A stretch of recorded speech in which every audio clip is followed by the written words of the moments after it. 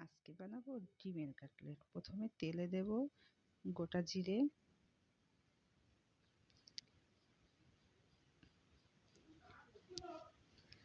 তারপর দেব আদা কুচি, রসুন কুচি, লঙ্কা কুচি। এটাকে একটু নেড়ে নেব।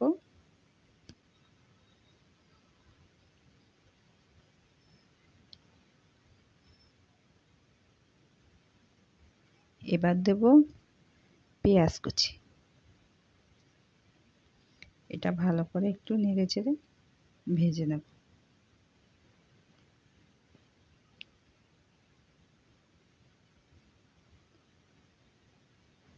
এটা ভাজা ভাজা হয়ে গেলে এরপর দেব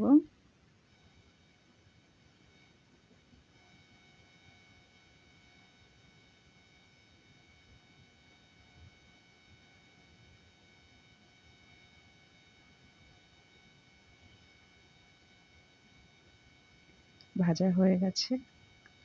এবার দেব লঙ্কা গুঁড়ো, একটু জিরে গুঁড়ো, হলুদ গুঁড়ো, স্বাদ মতো লবণ। এটাকে নেড়ে নেব। একটু নেড়ে নিয়ে এরপর দেব গ্রেট করে রাখা ডিম, আলু।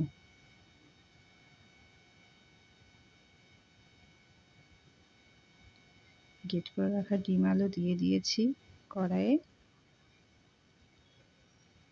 এটাকে মশলার সঙ্গে ভালো করে মিশিয়ে নেব।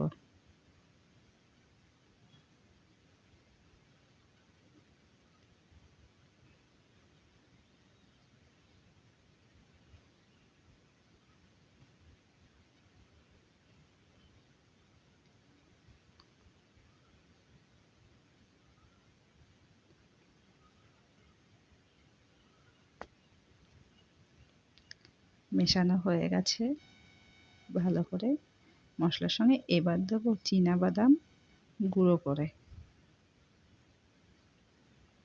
এটা মিশিয়ে নেব ভালো করে।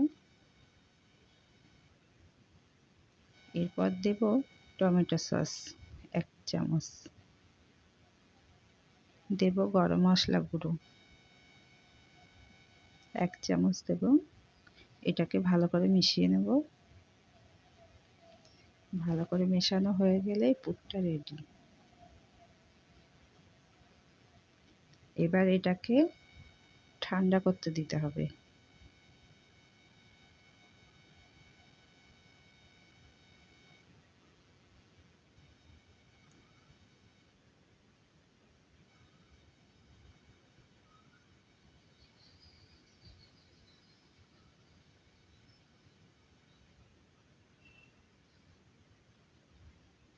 পুরটা এভাবে বানিয়ে নেবেন।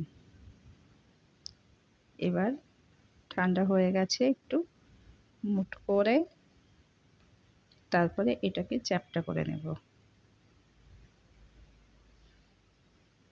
এই যে এইভাবে চ্যাপ্টা করে নেব। এবার কর্নফ্লাওয়ারের ভেতর ডুবিয়ে তারপর বিস্কুট গুঁড়ো মাখিয়ে নেব। এভাবে আলতো করে চেপে চেপে মাখিয়ে নিতে হবে। আমি দুবার করে কোট করব, তাহলে ডিমের কাটলেটটা ভালো হবে।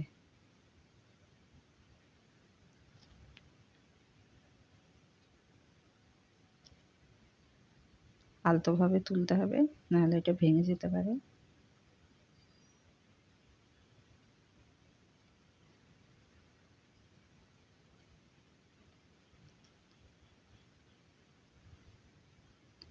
এভাবে আমি সবগুলো বানিয়ে নেব।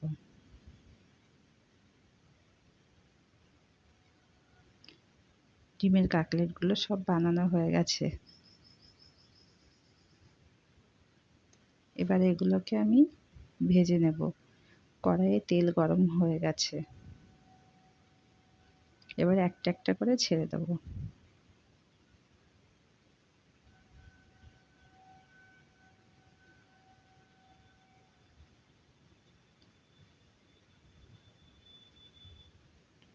প্রথমে আমি 3টে দিয়ে দেব, 3টে করে ভেজে নেব।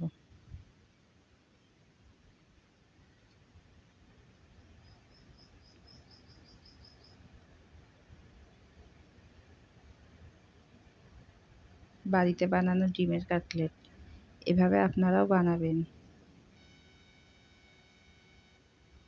সহজ পদ্ধতিতে,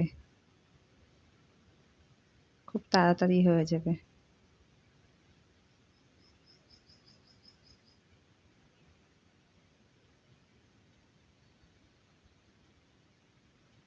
এভাবে উল্টে পাল্টে ভেজে নেব। ব্রাউন হয়ে গেছে, আর একটু লাল করব, করে নামিয়ে নেব।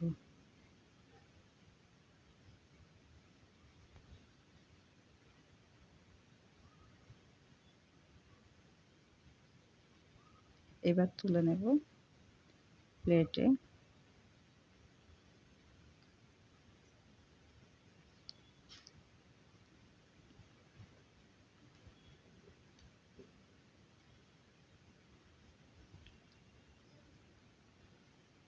ডিমের কাটলেটের সঙ্গে একটু শসা কুচি, পেঁয়াজ কুচি আর একটু সস কাসন্দ, এটা দিয়ে খেলে ভালো লাগবে।